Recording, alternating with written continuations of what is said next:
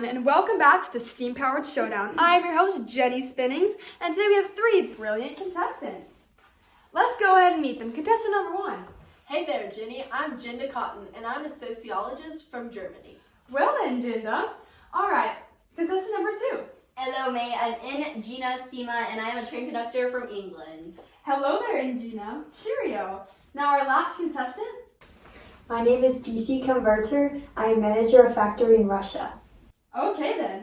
Now we've met all 3 of our contestants. Let's start the ultimate showdown. Here's how it works. Contestants will be given a series of 10 questions about the Industrial Revolution, its effects, and how it was spread. The prizes are either this box of Girl Scout cookies or whatever's behind this mysterious door. Ooh. First question.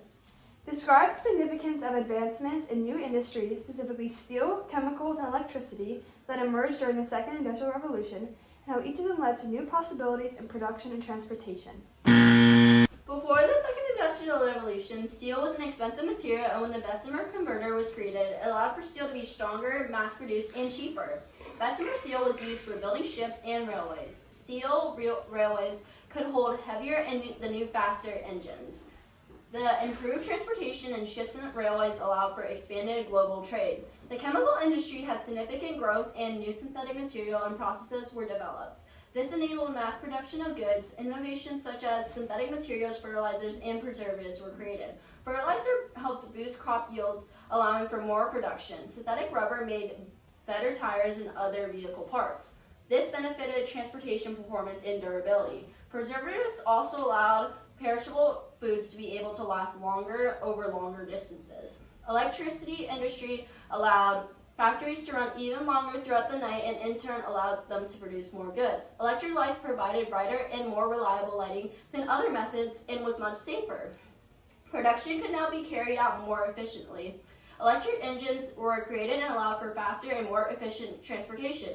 Electricity also illuminated cities, making it easier for transportation to operate during the night. Correct. For our next question, compare the industrialization efforts of the United States and Russia.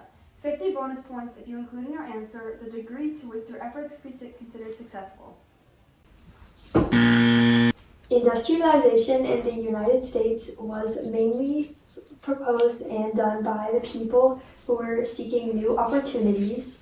It started in the textile industry, and they industrialized quickly because of lots of natural resources, stable government, and a growing population. However, in Russia, it started with the railroads and the steam engines, and their big industries were oil, textile, and coal. And it was promoted by the government and the Tsar, who were trying to catch up with the rest of Europe.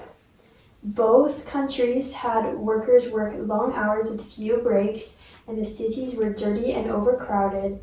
Low wages and bad working and living conditions caused riots, and in Russia, it caused the Russian Revolution. Socialism was not popular in the United States, but it was among the people in Russia. Overall, industrialization improved the standard of living of both countries, but also contributed to a massive revolution in Russia. Okay, next question. How did advancements in transportation and communication, specifically railroads, steamships, and telegraphs, affect both internal and external migrations during the 19th century? Railroad reduced the time it took to cross land from months to days, like in the United States where railroads helped pave the way for Western migration. Now new settlements were opened in the U.S. and immigrants traveled there for work on railroads. In the 19th century, lots of immigrants arrived to America on steamships. Steamships shortened the length of travel. Most immigrants were composed of families looking to settle permanently in the U.S. Steamships, or more commonly known as steamboats, were used in rivers in the U.S. to transport both people and goods around. Telegraphs link many parts of the world and inside countries through rapid communication. Immigrants working in the places like the U.S. could tell their family and friends back home about the job opportunities, encouraging many to do the same and migrate to different parts inside a country or outside to different countries. Amazing. So far, the scores Ingina with 200, Betsy with 150 since she got the bonus, and Jinda with 0. Anyways, next question. What is the industrialization process in Latin America during the 19th century, and what and describe the degree to which their efforts can be considered successful. This time, there is no bonus.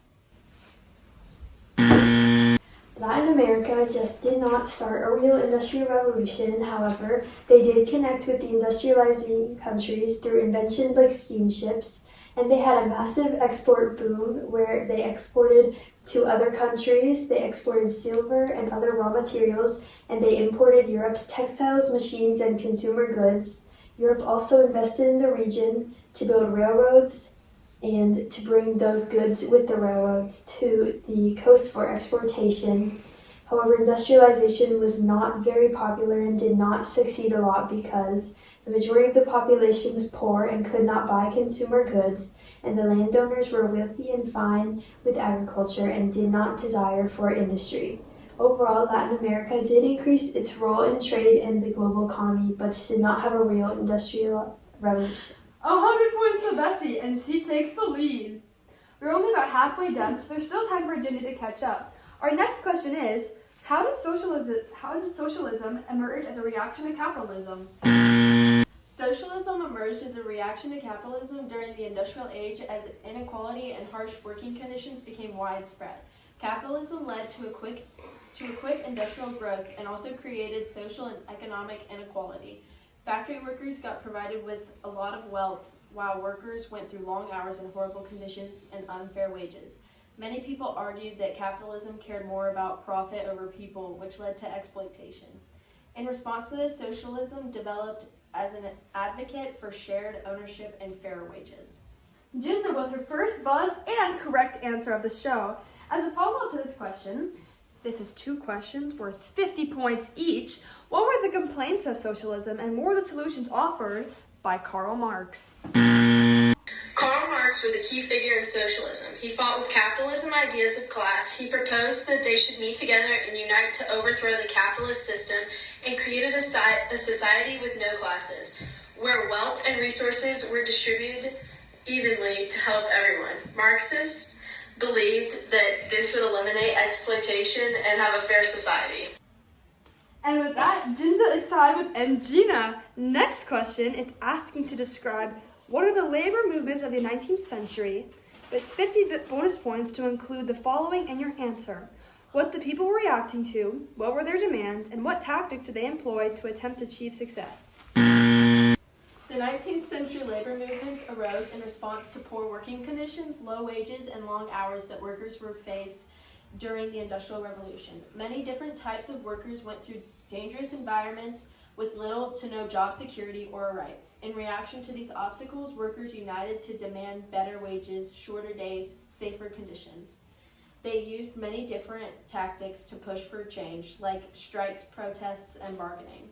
Labor unions had a key role in passing labor laws by encouraging the governments to listen.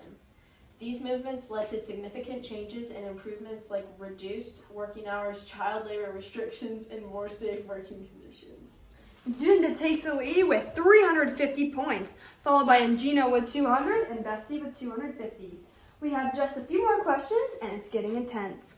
The next question asks, what were ways that the Ottomans and the Qing reacted to European industrialization? The Ottoman Empire reacted to the Industrial Revolution by implementing the Tanzimat reforms, which were heavily influenced by European ideas and were intended to implement a fundamental change of the empire from the old system based on theocratic principles to a modern state.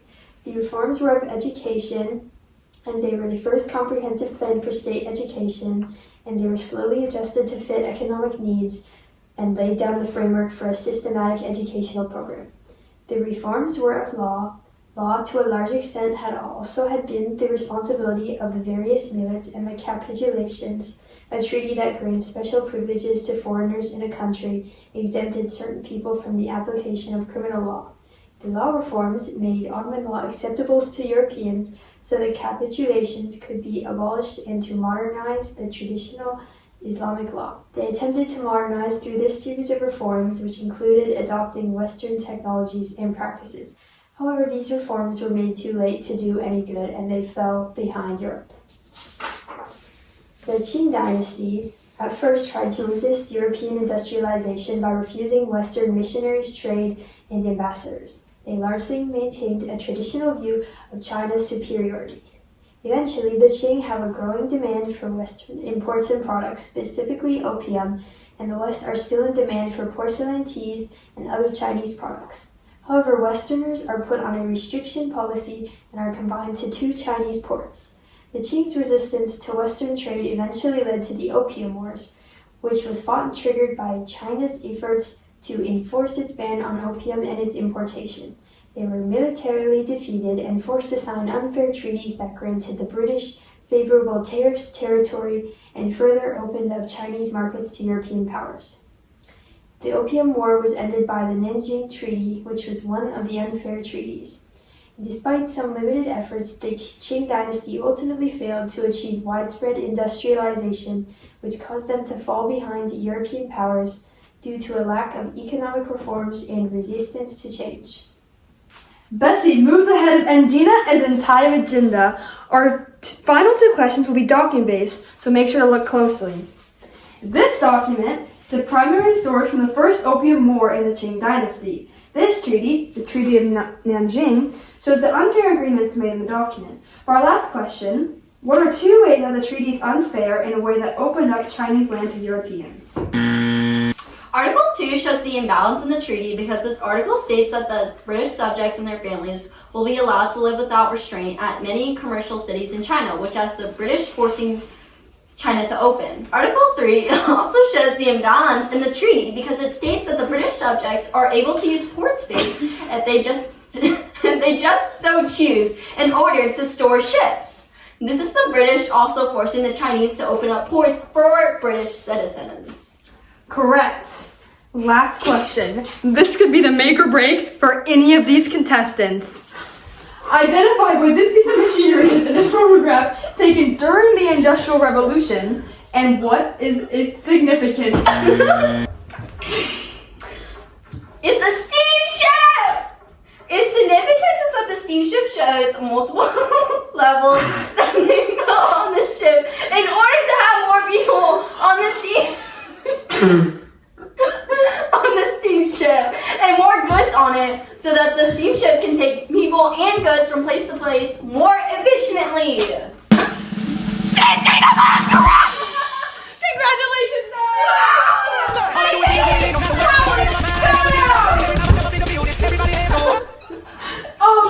now, for your prize, would you like a box of Girl Scout cookies or what is behind the mystery door? What is behind the mystery door?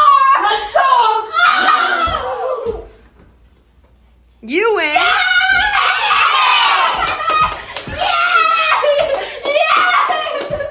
Congratulations to all of our contestants and our wonderful answers on the show. Thanks for watching and we'll see you next time. Bye!